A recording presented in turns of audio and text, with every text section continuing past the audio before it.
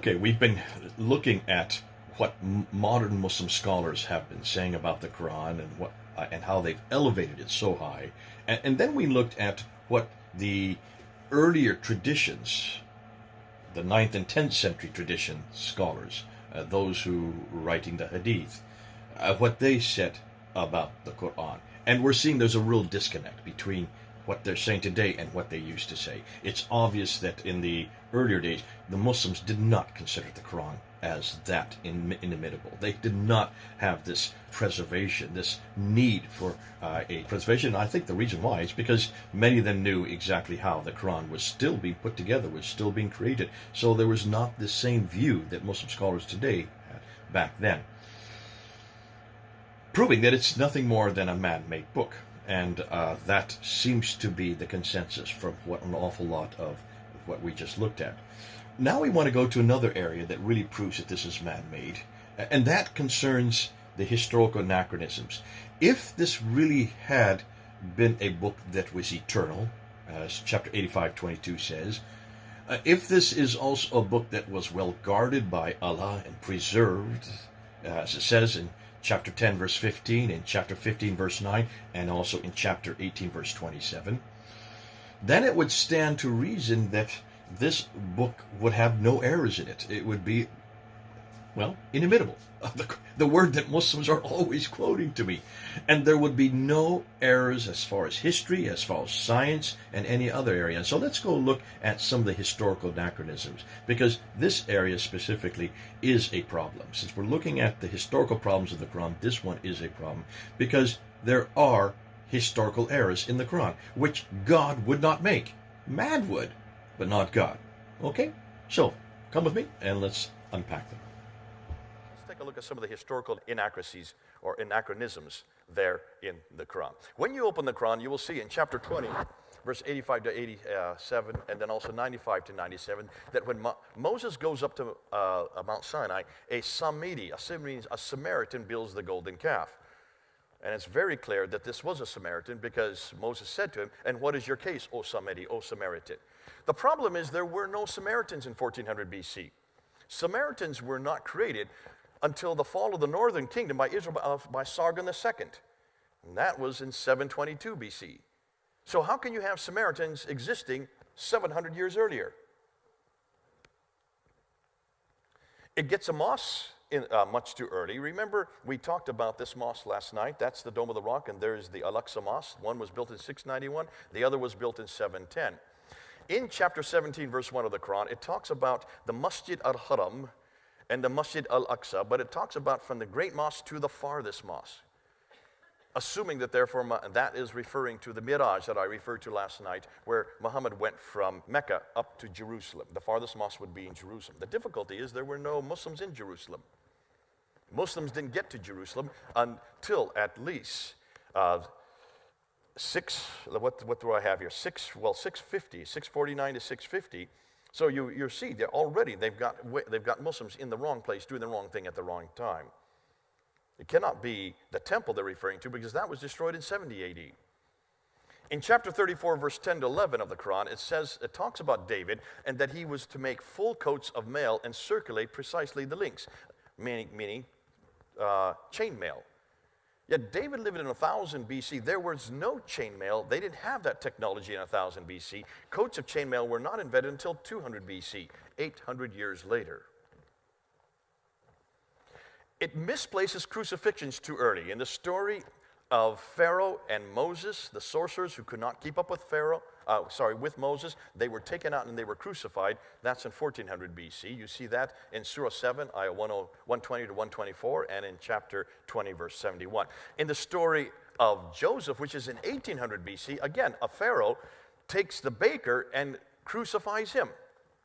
You can't have crucifixions that early, because crucifixions were not introduced until 500 BC. They were not ever used in Egypt as well. Thus, the Quran's crucifixions are in the wrong place, and they're about 1,000 to 1,300 years too early. Now, the one place it should have got the crucifixion right, it gets it wrong. The crucifixion of Jesus Christ.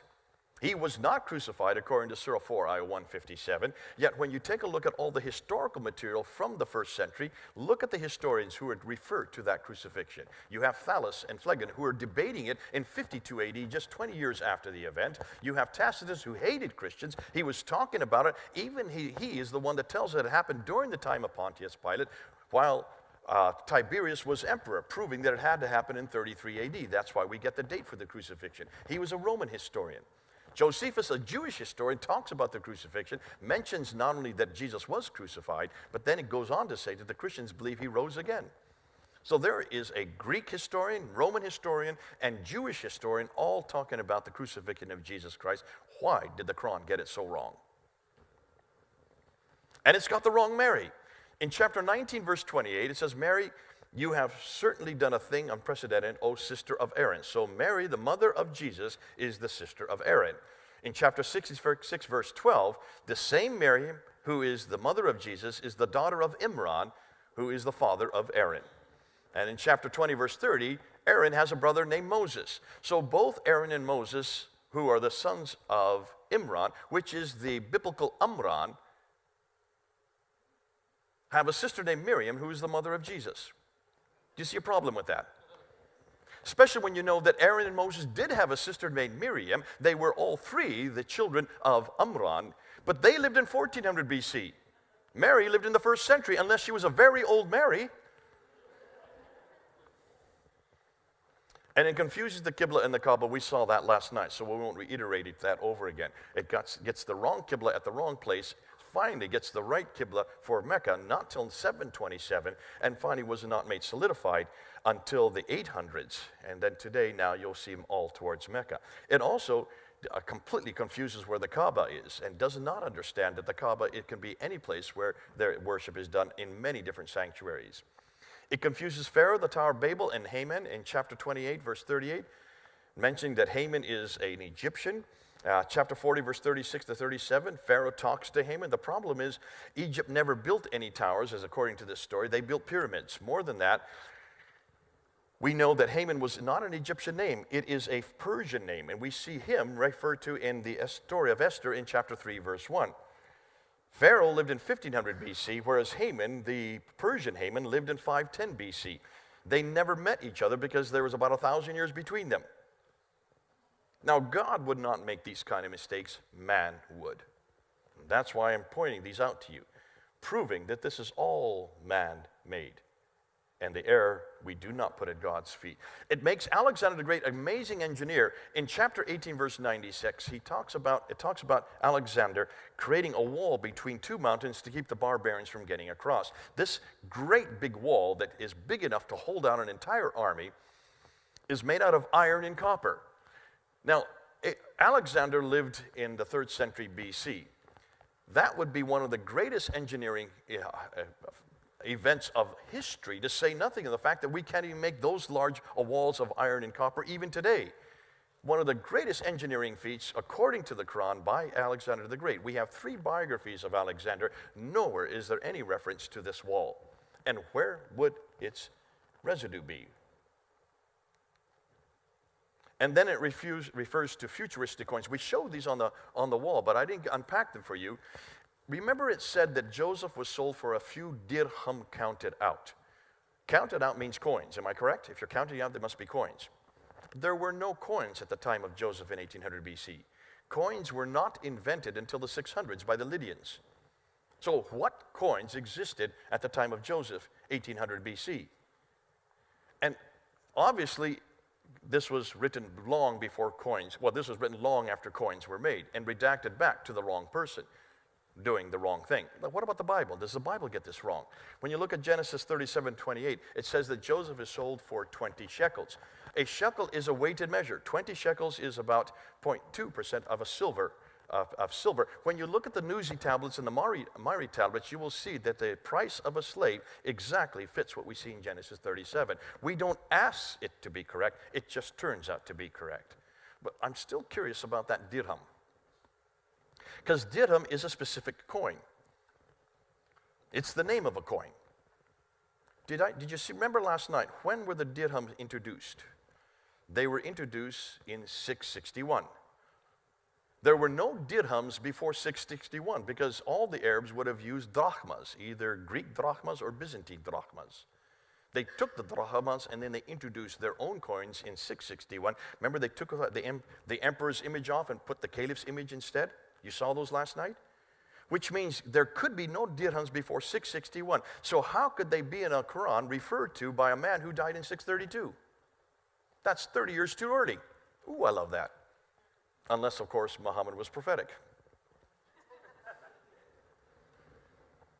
So when you look at these anachronisms, what we notice is the authors of the Quran do not seem to know history very well. God would not make these kind of mistakes. Man would. This is further proof that the Quran includes intentional human interventions. Well, you can see, I don't want to go into belabor the point. We could have gone and done quite a few new historical anachronisms. I think just those few examples are good enough to prove to you that whoever wrote the Quran did not know their history well. And it's obvious that they introduced Samaritans, they introduced mosques, chainmail, also crucifixions and dirham coins way too early. And then they introduced the Qibla and the Kaaba in Mecca way too late. They suggest that Alexander the Great was a great, amazing engineer, being able to make this huge wall of iron and copper between two mountains, one of the greatest engineering feat of any day. Even today, that would be an engineering feat, yet there's no record of this whatsoever. Confuses the Old Testament and New Testament marries, as well as Pharaoh, Egypt, with that of Persia, the Tower of Babel, and also Haman. Got the wrong name, the wrong person. He's not an Egyptian, he's a Persian.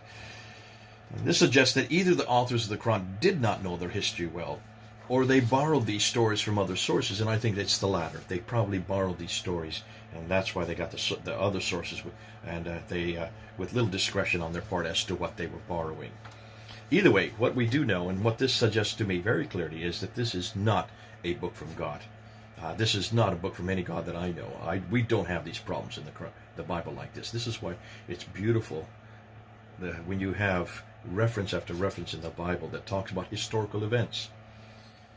In fact, when you look at the Bible, we don't claim that it was eternally preserved or sent down, the Bible itself. And yet when you look at the Bible, we don't have these problems. So much so that when I was in Britain, we put together this Bible in the British Museum tour, and I would take people around, and Beth Peltola now does that in Britain, so does Hatuntash. Sarah Lumgar are other ones who take this tour, and if you're interested and you're in London, look them up and they'll take you the tour, because what is fascinating, God bless the British, everywhere they went they stole things and they brought it back to the British Museum so we could look at it, and there's such a treasure trove of artifacts in the British Museum. There's stelas, there's obelisks, there's murals, there are the tablets, all these tablets, amazing number of tablets that support the Babylonian period, that support the Assyrian period, and also the patriarchal period. Fascinating. And goes up into the Persian period. And what's great about it, when you look at all these artifacts, you realize that the Bible, though they've tried to throw everything at it, all kinds of accusations about supposed historical inaccuracies, and yet you look and see what the archaeologists say on the Bible. And I'm not going to read them all because this is over 21 pages, but let me just end with one quote from Nelson Gluck, a Jewish Reformed scholar and archaeologist, well of note, says, he gives us probably the greatest support for the Bible when he states this: "To date, no archaeological discovery has ever controverted a single properly understood biblical statement." Let me repeat that. To date, no archaeological discovery has ever controverted a single properly understood biblical statement. So when you look at these two books and you ask about historical anachronisms, I've just showed you a number of historical anachronisms that we've found in the Quran, and we could have gone to many, many more. I think those are enough to show you that this is really a man-made book with man-made errors. Man does make errors. God does not. This is a man-made book as well. I would expect it, therefore, to be full of inaccuracies. Yet we can't find any. We aren't able to. And this is one reason why I know an awful lot of people will jump on me and say, how dare you say that, this idea of superlative. And I don't mean to make it a superlative, but it's fascinating that this book does have the right people at the right place, doing the right thing at the right time. Not so the Quran. And that's why this is just another proof that the Quran is not inimitable, not well preserved, full of inaccuracies, including historical anachronistic. So, okay, we'll leave it there. We'll go into the next area on source criticism. This is Jathan. Over and out. God bless you.